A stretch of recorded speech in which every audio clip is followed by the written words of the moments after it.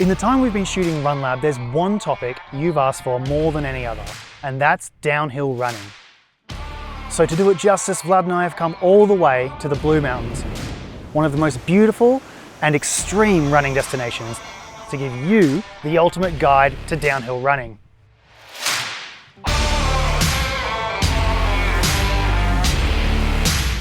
Get comfy, because in today's episode, Vlad's going to break down how to run efficiently and safely on all types of downhill, from smooth, runnable 5% to steeper 10% slopes to the extreme 15 to 20% descents where control really matters. And finally, we'll cover the technical rocky trails that make the Blue Mountains so legendary.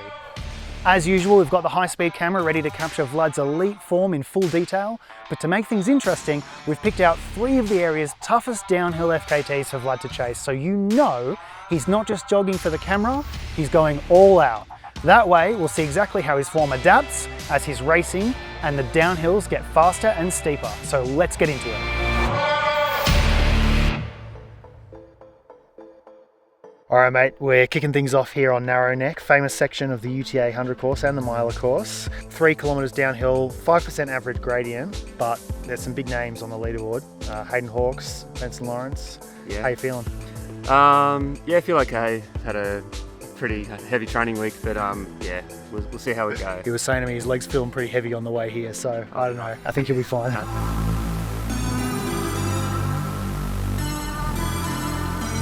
Cameras are rolling. Start when ready.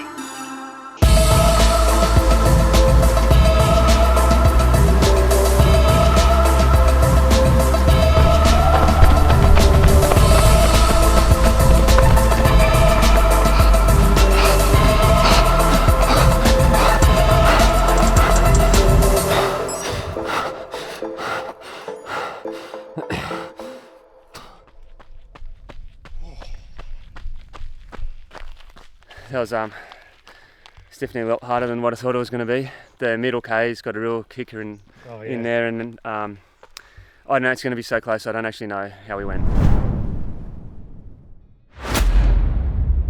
All right, mate. Well, you got the crown. Well done. Thank you. You know, when people are tackling these 5% gradients, very runnable gradients, what should they keep in mind? The most important thing is to try and carry most of your regular running form as almost as if you were still running on the flat grounds.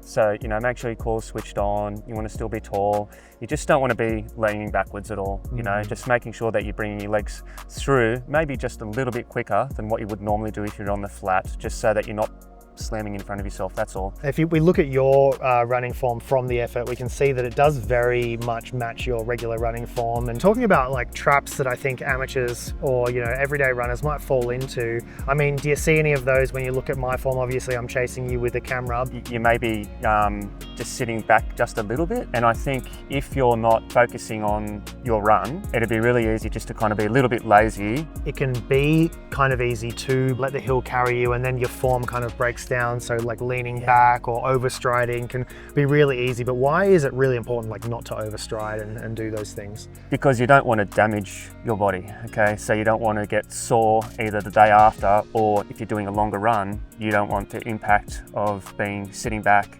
come back to bite you later on. And yeah, obviously for those people who aren't going to bomb down these hills like Vlad, we did record him doing it at a more relaxed pace. Tell me, you know, what should people keep in mind if they're doing an easier effort down these hills?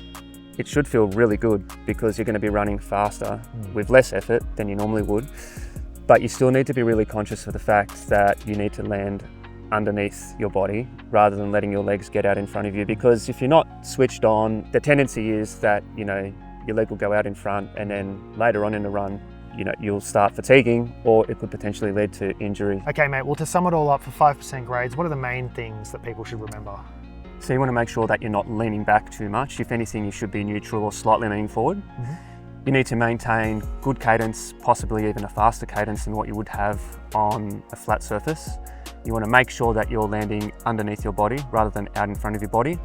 And you just want to have a really good efficient running stride by making sure that your arms are closer in towards your body so that you can activate your core and still take advantage of that slight downhill.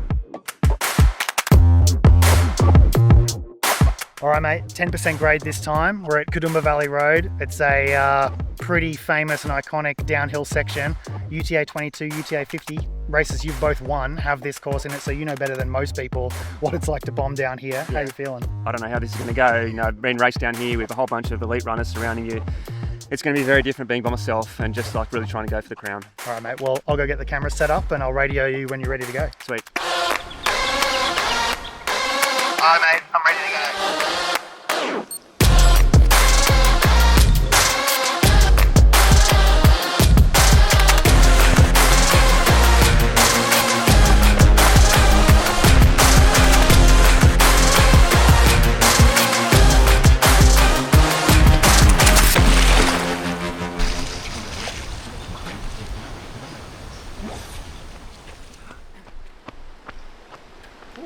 How'd you go? I don't know, but I'm pretty happy with my efforts. Pretty close, man. I couldn't have given more in that last K, that's for sure. All right, mate. Wow. Well, that was close. Looks like, you know, you've got the crown. You might have to share it with Ben, but yeah, it was a great effort. Couldn't get any closer. Yeah, that was incredible. And like, as we know with like these segments, you never really know where they start and end. So we don't know until a little bit later when you go back and have a look at the file, how we went. 10% grades, you know, a fair bit steeper than, you know, the first effort that we did. Tell me about how people should approach them. You know, you need to be really mindful of the fact that you're starting to run down steeper gradients now. And if you don't do some things well, then you really are going to have a risk of injury or even falling over. So you need to like really consciously make sure that you're kind of pulling your legs through so that you can land under your body. Don't land out in front of your body, okay? So you're going to have to be very conscious and potentially be using your arms a little bit more for the control. So they're probably going to be starting to move further out from your body. So it might not look as pretty, but it's going to help you stabilize, activate your core, and be able to, you know, make sure that, you know, you're not falling over, but you're also, you know, getting as much out of that 10% gradient as you can. Tell me about, I mean, you were talking to me earlier about like, you know, how you sort of tilt your hips to keep your body upright. Talk a little bit about that. Yeah, so tilting from the hips will definitely help you, and, you know, you basically just don't want to lean your whole body back. Okay, so if you can just lean your lower body back a little bit, you're going to be able to control yourself, and it's going to allow your legs to still land underneath your body, rather than if you do a complete tilt back and you've got a straight body, you're going to be having a straight leg, which is going to have a really big braking force, and it's going to be way out in front of your body.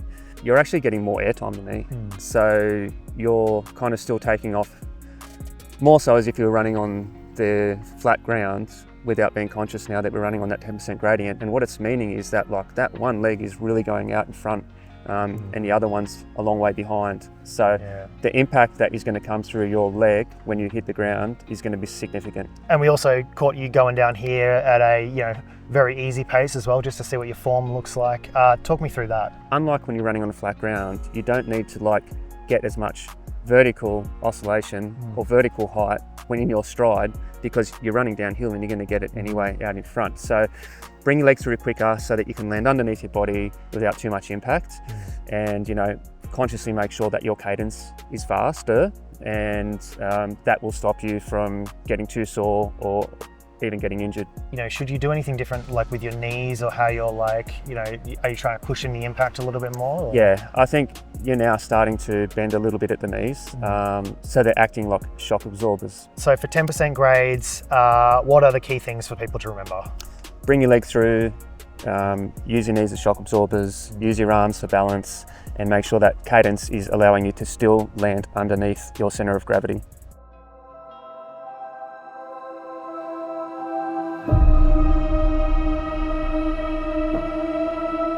All right, mate, this is the big one. The name says it all, really. Hell's Vortex. It's certainly hot enough today. Yeah, pretty much feels like hell at the moment. Yeah, and we've run here straight from Kedumba, so the legs have certainly seen some action already. How you feeling? Yeah, feel okay. Feel the legs a little bit, but yeah, ready to have a crack at this one. Yeah, well, this one's pretty steep, mate. There's parts of it that are up to 37% grades. So. 37% is almost unrunnable. Yeah. So, yeah, we'll see how this goes. All right, mate. Well, I'm going to go get the camera set up. I'll radio you when I'm ready for you to go. Okay.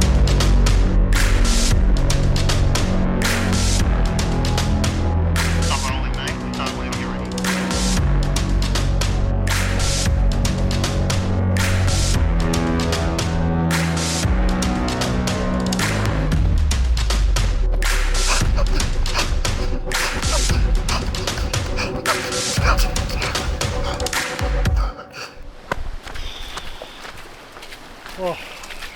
mate? Yeah, I think it went all right. It's going to be close, but I think we might have got that one.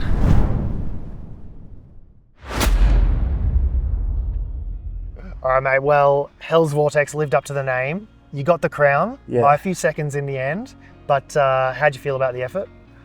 I was pretty happy with the effort because, you know, this was our third one we're going for. I'm sore and fatigued and tired. It's really warm, and you know, I just wasn't sure how I would go running down the hill. And when you start now getting it to 15% or more, because some sections of this were up at what? 35, 37% grades, so very, very steep. And I felt that, and it was like, my form is different. Like I had to do some things that I wouldn't normally do on those other FKTs attempts that we've done this weekend, just to make sure they didn't fall over actually. For everyone else out there as well, it probably doesn't come across in the video, but pretty much all of these attempts are very isolated. So, you know, by the time we did Hell's Vortex, you know, you would run, what, 14 kilometers or something like that. So you're doing a lot of running before you do these efforts. So it is pretty impressive that you're able to then get up and do this. What was the average pace on this one? 250? Yeah, it was pretty quick, yeah. All right, so when people are going to be tackling these, you know, really difficult descents where it's, you know, 15 to 30% grades, what should they be thinking about? You need to be really switched on, you know, so when the terrain starts getting really steep, you need to really make sure that you are aware, because you're going to need potentially like your arms to act as like counterbalances, but also just help you with control. And you can see my arms are like coming way up from my body because like I'm running around corners and it's so steep that like if I didn't like help my body position with my arms, that I could potentially fall over. I'm still trying to bring my legs through quickly for sure in that effort, but you know, like I'm pretty much on the edge of my abilities running down that hill. Yeah, still staying pretty vertical. You know, you're still landing underneath your body. Any other form cues that you can see from the slow motion footage? Yeah, I think, you know, in this effort, I was really having to make sure that I was bringing my foot through quickly, so that, you know, I could get it down in front of me, underneath my body. I'm also looking out because we're going so quick that I've got to make sure that there's no obstacles in the way that are going to make me trip over. And I can tell, yeah, my arms are obviously kind of flailing about there, trying to keep balance. Which is good, like you had to, you know. So you just can't have your arms in tight, you know, when you're going down these hills. People will be able to tell that obviously I wasn't completely in control, because I think the footage is even a little bit more bouncy than normal when holding the gimbal. But yeah, I can see that I'm still kind of landing a fair way out in front. Yeah, and that's, I think, you know, as the gradients get steeper, the risk is that you're going to be landing further out in front of yourself. Like you would be putting so much stress through your legs, which, you know, if you were doing a race, it'd definitely come back to bite you later, because you'd be, you know, fatiguing your muscles quicker, but you could potentially also be getting injured. So, you know, you've got to be so mindful of it. And I guess, you know, for most non-elite runners, they're going to be running down here at a much more relaxed pace, much more in control. Obviously, we filmed you doing that. Talk me through the form there. And you mentioned the word relaxed, which is really important. So you need to, you know, not be so rigid. You need to be nice and relaxed when you're running down those steeper hills. Your arms are going to be going out from your body a lot more, and you just need to take short, faster steps, you know, so that you're not getting that slamming noise that you could potentially be getting. All right, mate. Well, before we go and tackle some technical downhills, why don't you sum it up? What are the main things for people to remember for 20 to 30% gradients? Yeah, so use your knees as shock absorbers more than any other gradient that we've tackled so far. It's really steep. You're going to need to have your arms out to act as stabilizers, because you'll need that for the safety. And you really want to make sure you've got fast cadence, because it's more important here than anywhere else to make sure that you're not overstriding.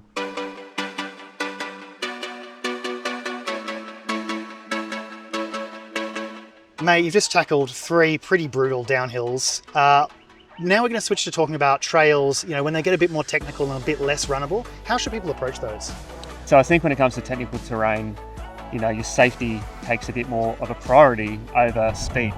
So you can't always, you know, fly down these really nasty steep descents with lots of rocks and sticks and stairs and that type of thing if you want to make sure that you get to the end of your race.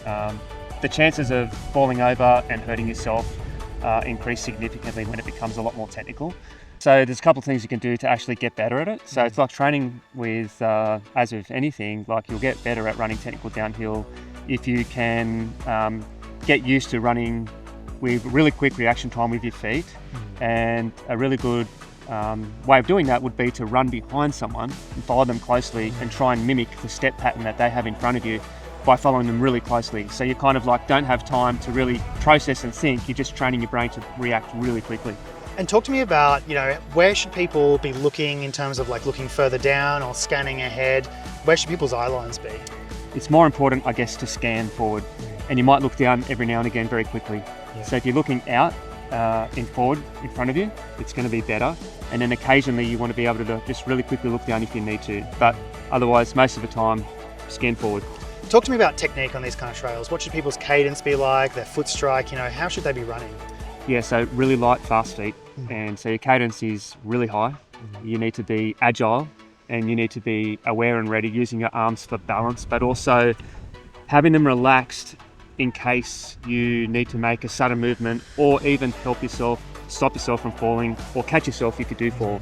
So you can't be kind of bundled up and tight. You need to be nice, relaxed and loose and have really nimble, fast feet and kind of be like, bent knees, moving down with control. Fast feet, being agile, I feel that leads me to plyo drills and strength work, something that you absolutely love. Yeah. Any strength work that you'd recommend for technical downhills? Yeah, there's lots of exercises you can do. You need to do a couple of things that will help you strengthen your adductors, but contact time with the ground and developing that fast foot movement is really beneficial. And an exercise that'll be excellent for that would be our jumping banded square. And a good exercise for the adductor strength would be our lateral jump with the band. So there's a couple of good ones there for sure. Awesome, and just to let everyone know, we've got a full strength workout already for technical trails and downhill, so I'll put the link down in the description. Well mate, that was a couple of pretty hectic downhill efforts, but you got a couple of crowns, so you must feel pretty good. Feel good, sore, but yeah, so excited to be able to bring this content to the audience. Absolutely, and thanks so much for watching. We hope you found this really helpful. As always, drop a comment below if there's something you want to see us cover in running or racing or anything like that. We're happy to do it, but till next time, enjoy your running. Yeah, thank you.